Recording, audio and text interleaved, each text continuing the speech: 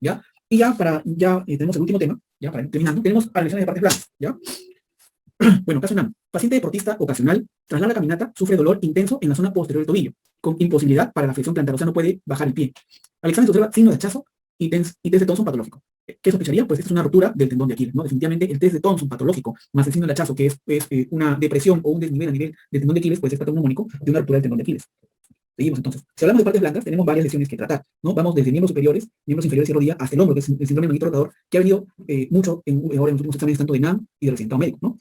Entonces, si hablamos de lesiones de partes blancas, tenemos primero la enfermedad de Dupuytren, o también llamada contractura de Dupuytren, ¿no? Contractura de Dupuytren. Esta enfermedad de Dupuytren es un engrosamiento de ¿qué? De la fascia palmar, ¿ya? Acá se van formando nódulos a nivel del cuarto y quinto dedo, así comienza con unos nódulos pequeños, ¿no?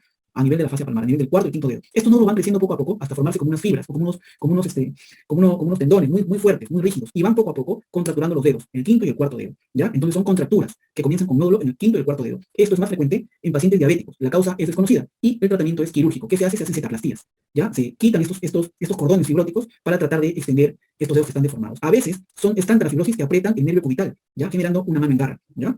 Listo. Seguimos. Codo de tenista y de golfista, también llamada epicondilitis o epitropleitis. La epicondilitis es lateral y la epitropleitis es medial, ¿ya? Entonces, normalmente pues son lesiones que son ocupacionales, son en pacientes que trabajan con la mano, carpinteros, podólogos, secretarias, costureras, mecanógrafos, ¿verdad? Tenistas en este caso, ¿no? Que hacen mucho esfuerzo pues con su codo y con su miembro superior, ¿ya? Generalmente se afecta más a nivel del cóndilo lateral los músculos flexores, ¿ya? Los músculos flexores. Perdón, acá son los extensores. En codo son los extensores, que es en el dorso de la mano, extensores. El codo del tenista es extensor. ¿Y a qué nivel? En el dorso, ¿ya? ¿Cuál es el músculo que más se lesiona aquí? Es el extensor corto, radial del carpo, ¿ya? Es el músculo que más se lesiona en el codo tenista. Extensor, corto, radial del carpo, ¿ya? Son los extensores que se dan a nivel del dorso, ¿ya? Ese es uno. Y en cuanto al codo tenista, aquí sí son los flexores, ¿ya? Generalmente son dolores muy puntuales. Tú le tocas el epicóndilo lateral o medial y dicen, ay, le tocas y le duele mucho al paciente. ¿Cuál es el tratamiento? Analgésicos. Si no calma con analgésicos, le puedes hacer una infiltración con triamcinolona, que es un corticoide de depósito, y mandarlo luego a medicina física y rehabilitación. El diagnóstico es clínico, ¿ya? Pero a veces se puede añadir una ecografía para ser más preciso. Más que aún más una infiltración, se puede hacer una ecografía, una infiltración ecoguiada, que sería de mucho mayor éxito, ¿ya? En el codo del golfista es lo mismo que el tendón que seleccionamos acá, el flexor cubital del carpo. Si hablamos de nervio, ¿qué nervio seleccionamos aquí? El nervio radial. El nervio radial es el que inerva el dorso. Acuérdense, ¿quién inerva los extensores de la mano muñeca? El radial. Los radiales, o el radial, inerva a lo que está sobre el dorso de la mano, ¿no? ¿Y quién está sobre el dorso? Los extensores. ¿Cuál es el tendón que más selecciona, o el músculo que más selecciona? El extensor corto radial del carpo, cuando es tenista, o sea, lateral. Al revés, cuando es golfista, son los flexores, ¿ya? Y aquí está inervado por el cubital, ¿ya? Cubital. Y se lesiona más el flexor cubital del carpo. Listo. Hablamos ahora del síndrome de túnel del carpo. Es una lesión común, ¿ya? Es cuando se lesiona o se aprieta el nervio mediano. Se da básicamente más en pacientes femeninas y se da de inicio para el nocturno. La paciente te dice que no puede dormir o siente adormecido la mano, ¿no? Y siente adormecido a veces que le hinca, primero de noche y luego ya está durante todo el día. ¿Qué pasa aquí? Que a este nivel, a nivel de la muñeca, está el ligamento transverso del carpo. Este ligamento se engruesa por motivos también ocupacionales, ¿ya? Mecanógrafos, costureros, que escriben mucho, que tipean mucho, quizá, ¿ya? Y esta compresión a nivel del ligamento transverso del carpo atrapa el nervio mediano, generando pues un dolor a nivel del primer, segundo, tercer y parte del cuarto dedo, ¿ya? Hacemos la maniobra de Fallen, que es hacer la flexión de las dos manos poniéndolas juntas, o la maniobra de Tinel, que es darle con el dedo, darle darle como un timbre aquí, ¿no? Tocamos o percutimos suavemente a este nivel y genera un dolor tipo electricidad. ¿Cuál es el diagnóstico aparte de la clínica? ¿Cómo yo lo compruebo? Con una electromiografía, ¿ya? ¿Y cuál es el tratamiento? Analgésicos y medicina física para tratar de ablandar o disminuir la inflamación de este ligamento transverso del carpo. Pero cuando ya es muy severa esta lesión, pues ya se hace una cirugía con una neurolisis, se corta el ligamento transverso del carpo para tratar de liberar el nervio mediano que está atrapado. Y así genera o termina pues el dolor, ¿no? Pero es como último recurso. El primer recurso simplemente es la medicina física, ¿ya? Tenemos acá también la tenosynovitis de Kerr-Weill, ¿ya? Que es una tendinitis o tenosynovitis del primer compartimento, ¿ya? De los extensores, nuevamente, ¿ya? Es un dolor a nivel de la tabla anatómica, ¿no? Acuérdense que el primer compartimento está compuesto por el extensor corto y el extensor abductor largo del pulgar. ¿Quiénes conforman la tabla anatómica? Bueno, acá, como base, ¿ya? Tenemos acá el extensor corto y el abductor largo del pulgar.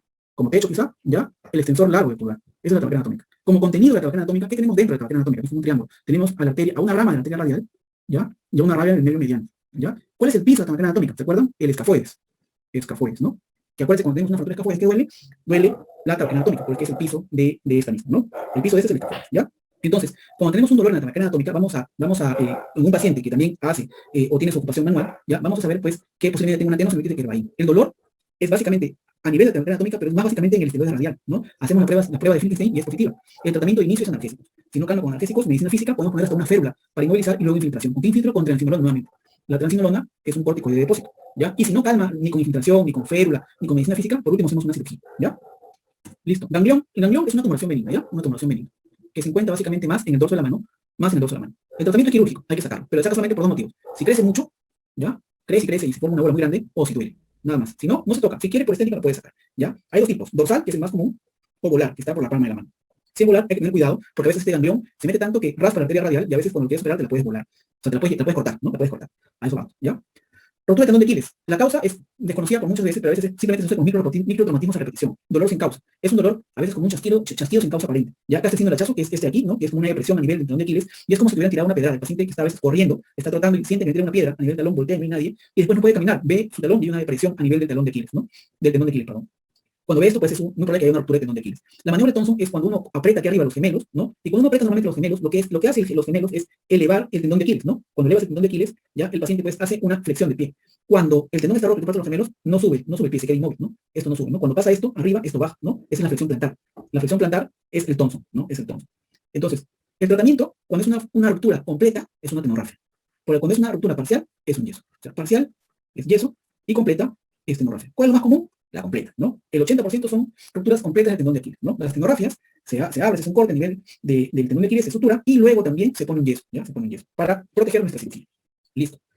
Por favor, si tienen preguntas, vayan escribiendo. El esguince de tobillo. El esguince de tobillo es una distensión ligamentaria del tobillo. En los esguinces tenemos tres tipos. Acuérdense que el esguince puede haber esguince de muñeca, esguince de rodilla, esguince de tobillo. El más frecuente es el esguince de tobillo. Y tenemos tres tipos. El esguince de grado 1 es una distensión solamente del ligamento del tobillo. El grado 2 es una ruptura parcial. Y el grado 3 es una ruptura total, ¿ya? En los tres, y básicamente en el grado 1 hay dolor. Hay dolor. Cuando hablamos de grado 2, ya hay un aumento de volumen y hay un equimosis, porque ya hubo una ruptura parcial. Cuando hay ruptura del ligamento, hay sangrado, y ese sangrado genera equimosis y aumento de volumen. Y limitación funcional. El paciente no puede caminar, el pie se hincha como una pelota. Cuando a esto de aquí se le añade inestabilidad, ¿qué quiere decir? Si tu pregunta ves que hay inestabilidad, quiere decir que ya se rompió por completo. Ya hablamos de un grado 3, ¿ya? Entonces, grado 1, solo dolor. Grado 2, aumento de volumen, equimosis y limitación funcional. Y grado 3, lo mismo, más inestabilidad, ¿ya? El tratamiento al inicio pues, el método Polis. En el parcial le ponemos un yeso o una férula de yeso y en el total lo operamos, hacemos una cirugía, ¿ya? Pero de inicio hacemos el método Polis, ¿ya? El cual es protección. Protegemos el tobillo, ¿no? Protegemos el tobillo. ¿Con qué lo protegemos? Con un vendaje o con una férula de yeso, pero protegemos el tobillo. Luego, una vez que pasan unos 4 o 5 días, le damos carga óptima.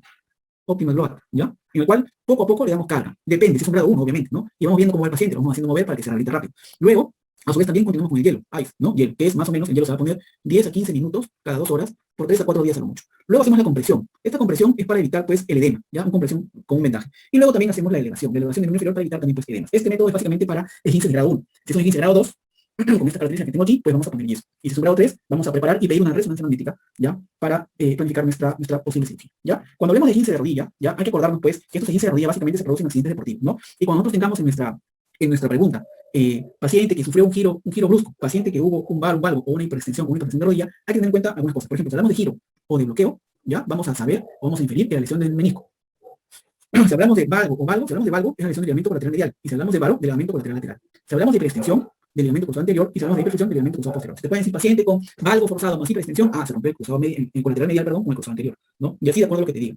Clínicamente, ya podemos tener edema de rodilla, ¿no? Este edema puede ser extraarticular. Si es extraarticular, si te dicen que se lesionó los ligamentos colaterales, sea lateral o sea medial. Pero si es un edema intraarticular, esto ya es un derrame articular, ¿no? Es un derrame intraarticular. Esto se nota con el signo del témpano, ¿no? El témpano o peloteo rotuliano, témpano positivo. ¿Cómo es el témpano? Es cuando la rodilla está hinchada, el paciente está en posición supina o boca arriba, tú tocas la rótula y la hundes, y la rótula vuelve a salir, ¿no? Como si estuviera la rótula nadando, como un flotador, ¿no? Ese es el signo del témpano, ¿ya? Si el derrame articular o intraarticular te dice que fue agudo, entre las 2 y 5 horas, lo que se rompieron fueron ligamentos cruzados, cruzado anterior o cruzado posterior. Pero si dice que se hizo un giro brusco de rodilla, y el derrame articular fue luego de las 24, 48, incluso hasta 72 horas, lo que fue lesionado fue el menisco, el menisco. Si nosotros hacemos una artrocentesis, o sea, sacamos el líquido de la rodilla y encontramos sangre en la rodilla, o sea, una artrosis, lo que se rompió fueron ligamentos, ligamento cruzado anterior o ligamento cruzado posterior. Si sacamos vacuna de grasa, lo que hubo fueron quizás fracturas o lesiones osteocondrales. Y si encontramos contenido seroso, tipo amarillento, lo que fue es una lesión meniscal, ¿ya? Una lesión meniscal o a veces también artrosis, ¿no? Entonces, este esquema es muy importante o muy útil para responder esta pregunta, ¿no? A veces te dice paciente que hizo un giro forzado, ¿no? Y tiene bloqueo de la rodilla, nosotros vamos a pensar ya en lesión meniscal. Y de repente hace hiperextensión forzada, ¿no? En cruzado anterior, ¿no? Y así, ¿no? Depende a lo que te diga en la premisa para que tú vayas contestando. Cuando te hablen de clínica, hay que ver que los únicos que hacen derrames agudos, o sea, al inicio de la lesión, son los ligamentos cruzados. Y si más aún le sacas el líquido y sale sangre viva, o sangre rutilante, son nuevamente ligamento cruzado, ¿ya? Si el edema es luego, más adelante, y sale seroso, pues son lesiones meniscales, ¿ya? También hay que acordarnos de la triada terrible de rodilla, ¿no? La triada terrible de rodilla es cuando se rompe el ligamento cruzado anterior, se rompe el menisco medial y se rompe el ligamento colateral medial, o también llamado ligamento lateral interno, ¿ya? Esto básicamente es por un valgo forzado, ¿ya? Más rotación interna, ¿ya? Es la famosa triada terrible de rodilla.